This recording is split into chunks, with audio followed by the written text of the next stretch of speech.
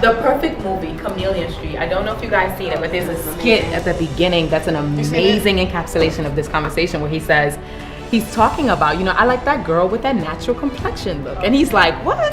You're the first brother with a dashiki telling me about that. He's like, nah, you know, even I like that light skin. And he's like, what? What are you talking about? You're the first brother with a dashiki talking that. He's like, even my conditioning has been conditioned.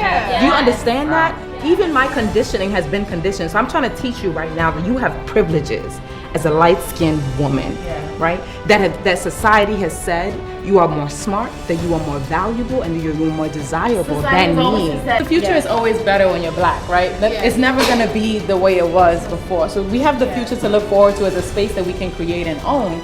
And I think the first is to accept personal responsibility, right? And the second is to I really want us to fight for the things that are sacred for whoever it is that is at this table. So you fight for the things that are sacred to black people. You fight for the things that are sacred to Africans. You fight for the things that are sacred to Caribbeans.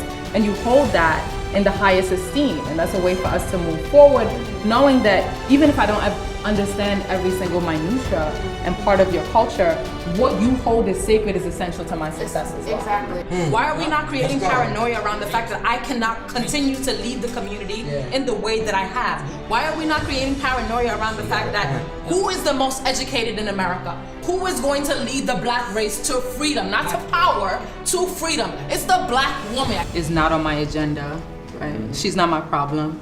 She's not the place where I'm gonna place my emotional labor.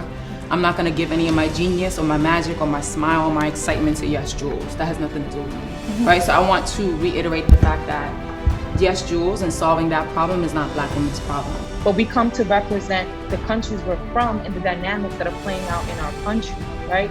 And so African people now, as Wilson mentioned, really being disregarded because they represent a black body, being disregarded, having our health disregarded, having 2 French doctors get on a panel and say, why don't we test the coronavirus vaccine on Africans, just as we did HIV/AIDS, and being treated, even when we are not the root of diseases, being treated as if our bodies are disposable. Africans feel of not knowing one's spiritual origins, and I see a lot of similarity in the pain that African Americans feel of not knowing one's origins back home. And so we can connect these 2 pains and understand that when we're making our choice to be who we want to be spiritually, we have to choose the compass that serves us best and takes into account the political, the social history of the things that we are attaching ourselves to. Yes, I practice Islam, but that is not removed from the political and social history of the way Islam has treated black people. That compass is what will guide you, and that will lead us to understanding how our pain can help us elevate rather than being something that continues to divide us. That was a great ending point. And on that note, I want to thank you all for joining me on this panel.